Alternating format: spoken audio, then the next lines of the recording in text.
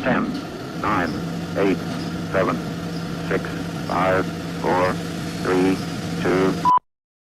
Pamagita po ate, pampaserte. Pogi, bili ka na sa pagkita, pampaserte mo dyan.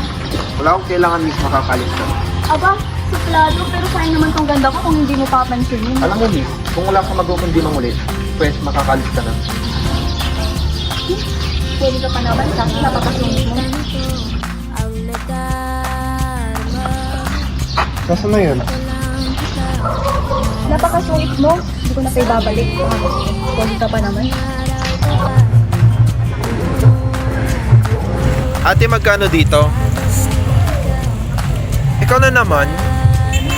Ini-stop mo ba ako? Bakit naman kita istukin? Baka gusto mo lang ako makita. Lah, asa ka. Tsaka, bakit mo to ginagawa? Di ka ba napapagod? Napapagod, oo. Pero para kay nanay at sa mga kapatid ko. Eh ikaw, Di mo ako maiintindihan. alam mo, minsan, mas magandang magkwento sa mga hindi mo kakilala. Meron akong leukemia. Stage 4. Isang linggo na lang at start na din ang treatment ko. Tignan mo na tameme ka. Kahit ikaw hindi mo magets. Yun pala eh. Eh di sana mas pinapalagan mo ang oras kesa naman sa pinapairal mo yung kalungkutan. Wala na talagang serious moment sa'yo, no? Pinapatawa lang naman kita. Baka may love ka sa akin yan. Pagkita kayo dyan, sa pagkita, pampahaba ng relasyon. Ate, o hindi kanya bibilihan, hindi kanya mahal. Magkano ba yan? 20 lang. Ano natin? Uy, stalker. Nandito ka na naman. Hindi ka talaga sumusuko sa akin, no? Excuse me, stalker ka dyan. Pogi ka nga, pero wala ka namang fan sign. Hindi ka nga stalker. Bakit nandito ka kung nasaan ako? Aba, gusto ko lang naman kumita. Baka may puso ka na ngayon para bumili ng sa pagkita. Okay, fine. Magkano ba yan? Ang pogi, may discount. Pag masungit, may dagdag. Eh, paano kung mapangiti kita? Tingnan natin kung may powers ka talaga sa pagpapangiti. Game! Ako si King Kaloy, ang pinakamaamong suplado ng part na to. Ako naman si Queen Mika, ang reyna ng sampagitan na walang inuurungan suplado. Kulang na lang, kasal na.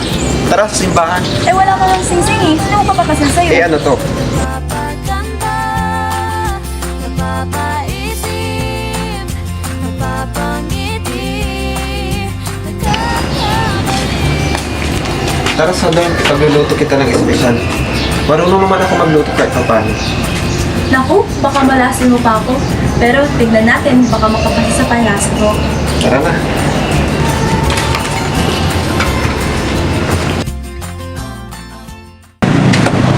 Nika, si Aling Merna, nandito.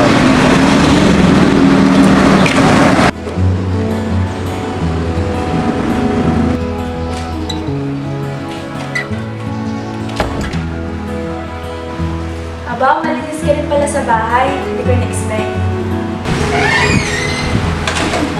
Akala mo siguro makalat ng tao, pero pes, hindi naman po ganun kaliwanag. Eh kasi, suplado ka. Hindi naman kasi sinabi mo rin ka pala may tao.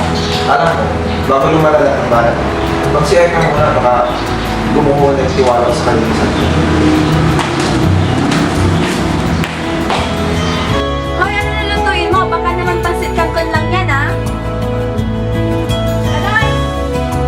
Aba, napikot ka na ba agad? Aba, Kaloy, napikot ka na yata.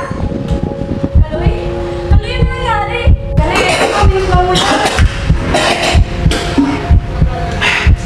Bakit naman hindi mo sinabi na Kaloy na talaga? Hindi naman ganito malalim yung katawan ko. Minsan kapag tinutoyo lang. Akala ko ba stroke ka? Hindi na sana kita iniwan. Huwag ka na umiyak, misis ko. Di ba halimat natin ngayon? Naku, hindi lang kita mahal sa mga kita.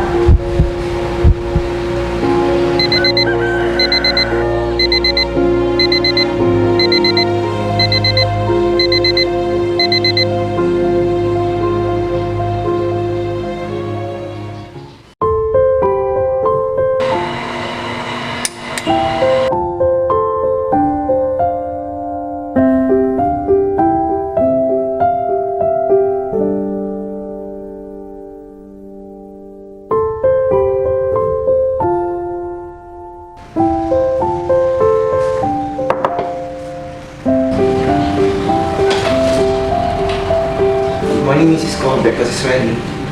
Ha? Bakit naman sila? Alam mo, ipapakita ko sa yung weakness ko. Mali ko bang lumakas ako sa honeymoon natin. Tara na. Salamat sa breakfast ulit, pero mauna na akong bili na lang siya. Alis na ako ah, huwag mo akong mamimiss. Ika, huwag ka muna mabalis. Kaloy? Promise mo muna na babalik ka dito mamaya. Oo naman, laging bumabalik ka kasi ako.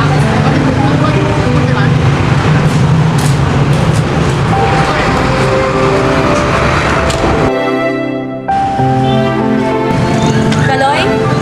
Hoy, suplado, nandyan ka ba?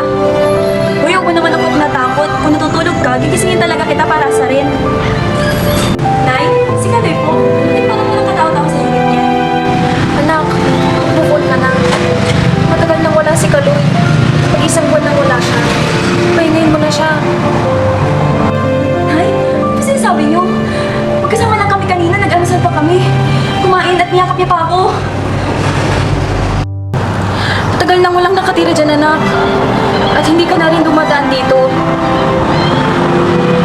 Hindi Kaloy to, anak. Lagi niyo itong suot. Papasok siya sa eskwelahan. Baka rin hindi matahimik ang kaluluwa niya. Nasa sa'yo pa ang mahalagang bagay na to.